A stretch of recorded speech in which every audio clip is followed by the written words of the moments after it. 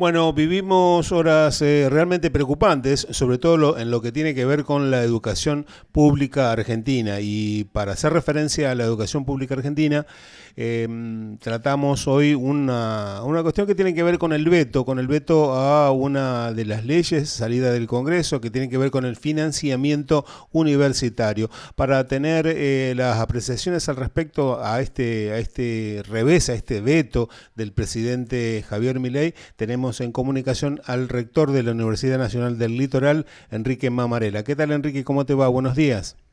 Muy bien, muy buen día. ¿Qué tal, Roque? Rector, las primeras impresiones que tuvo cuando se enteró del veto presidencial.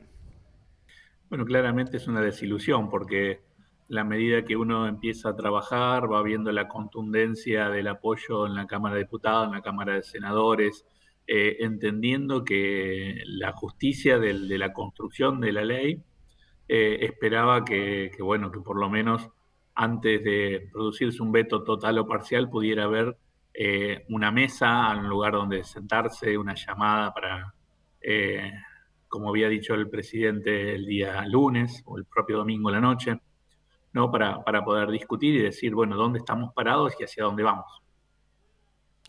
Bien, nosotros también pensamos exactamente lo mismo acerca de un cambio de rumbo, sobre todo en lo que tiene que ver con el diálogo. Pero parece que va a profundizar las medidas y hoy por hoy, ¿cómo se encuentra la Universidad Nacional del Litoral en materia de presupuesto, de gastos y todo lo que tiene que ver con el financiamiento, ¿no? No, bueno, hay una gran preocupación, obviamente, en el tema salarial. El propio decreto en la parte de los considerandos reconoce el atraso de alrededor del 40% de los salarios de docentes y no docentes respecto del avance de la inflación durante el 2024 y 2025. También lo hace con los gastos de funcionamiento, con las becas de los estudiantes, pero eso nos da una idea del retraso que tenemos, de evidentemente estamos trabajando al mínimo prácticamente posible en cuanto a los gastos. Esto hace que muchas cosas queden sin hacer y preocupantemente también empezamos a perder masa crítica, docentes y no docentes, formados durante mucho tiempo, y capacidades tecnológicas, porque en la medida que uno no actualice equipamiento, no actualice sus equipos de conectividad, ¿no? Cuando uno habla de virtualidad, de conectividad, de inteligencia artificial, habla de equipamientos, habla de computadoras, habla de conectividad. Todo eso es un importe que no hemos recibido, no ha habido actualizaciones. Es muy difícil pensar comprar equipamiento extranjero con los presupuestos que tenemos a valores prácticamente históricos. Entonces, no, eso nos vamos quedando. En la medida que nos vayamos quedando, es una carrera difícil de alcanzar. En otros momentos, cuando eh, pasaban situaciones similares, no había un avance tecnológico tan rápido como el de ahora. Entonces, es imposible predecir este desfasaje, en qué momento nosotros podríamos volver a engancharnos en esta carrera, que es la carrera de la economía del conocimiento, de la innovación en un contexto mundial globalizado.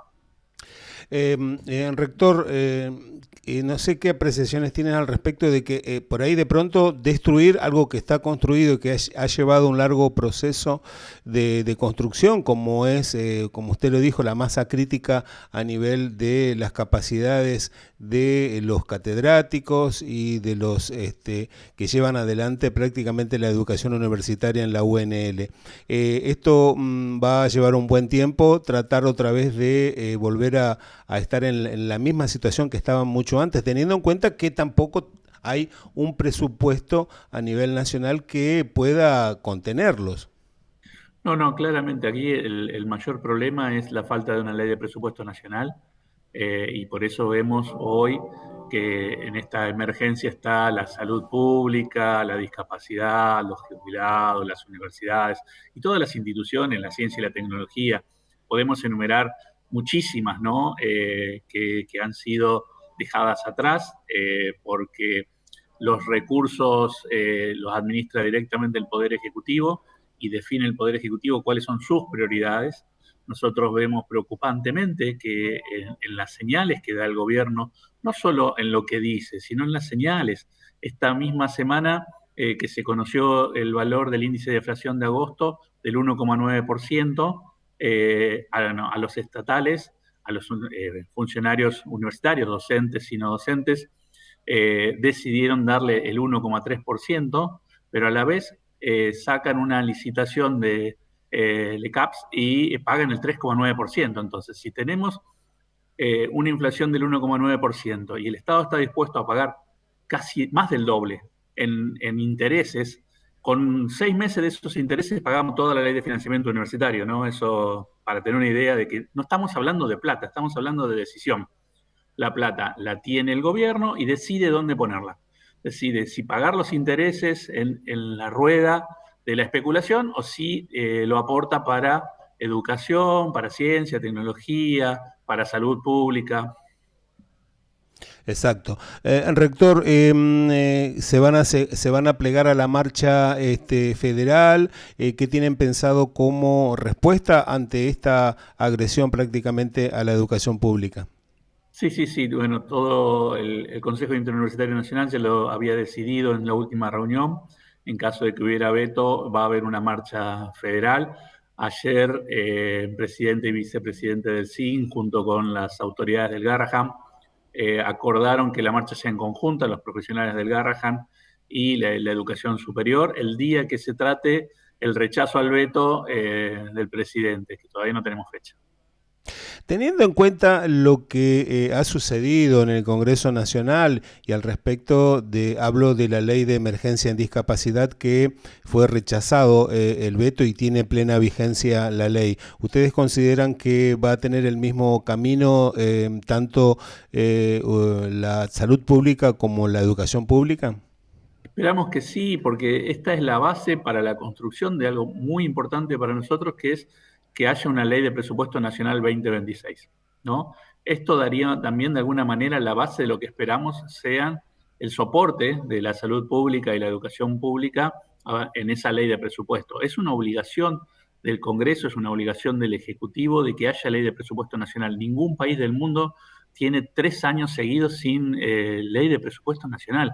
Los países desarrollados cuando no está el presupuesto se paran, se paralizan.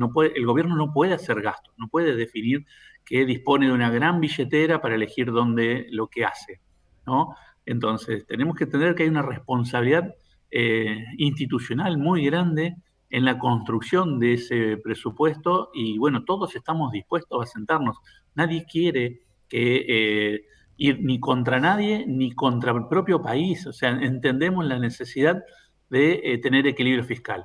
Pero una cosa es el equilibrio fiscal y otra cosa es tener excedente y definirlo libremente en qué gastarlos, como en el caso de la rueda financiera. Entonces, queremos que a través del Congreso podamos también ayudar nosotros a construir esa ley de presupuesto tan importante para nuestro país y entendemos que el gobierno tiene la responsabilidad de presentar un proyecto que sea viable al Congreso el día lunes y a partir de allí dar todas las discusiones que se tengan que dar para habilitar que haya una ley de presupuesto.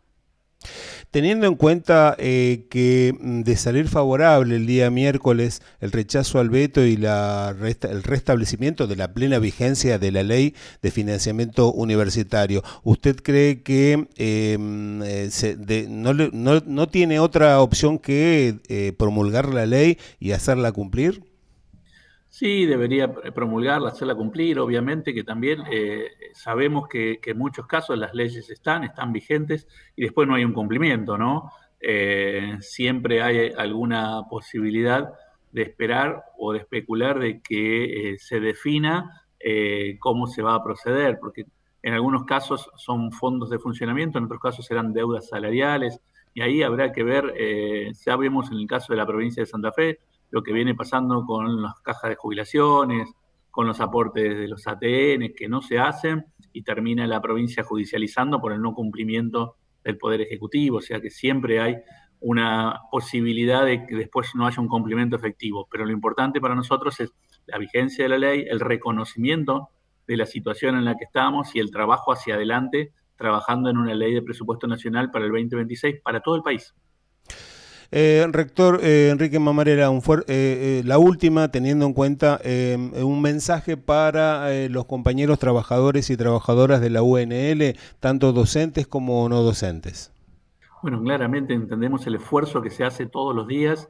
Es muy difícil pensar de que tenemos la obligación de seguir formándonos, capacitándonos, pensando en el futuro, en ver cómo mejoramos para mejorar la calidad de la educación, cuando a la vez no podemos dar la certeza de que nuestras familias puedan pagar los alquileres, puedan llevar a nuestros hijos a la escuela. Entonces, entendemos la situación que está pasando, es una situación difícil, pero entendemos también que el personal es muy comprometido y que estamos haciendo todos los esfuerzos para seguir cumpliendo con todos nuestros deberes, con la responsabilidad que implica ser funcionario de una universidad pública. Doctor Enrique Mamarela, rector de la UNL, un fuerte abrazo acá desde La Chalet y bueno, seguimos a pie firme todo lo que tiene que ver con la educación pública, la defensa de los derechos de los trabajadores y sobre todo también el bien común de ciudadanos y ciudadanas argentinas. Un fuerte abrazo. Fuerte abrazo, hasta luego. Hasta aquí la palabra del rector de la UNL, Enrique Mamarela, al respecto del rechazo a lo que tiene que ver con el veto presidencial que anula por ahora la ley de financiamiento la ley de financiamiento universitario. Pasó aquí por La Chalet el doctor Enrique Mamarela, rector de la UNL.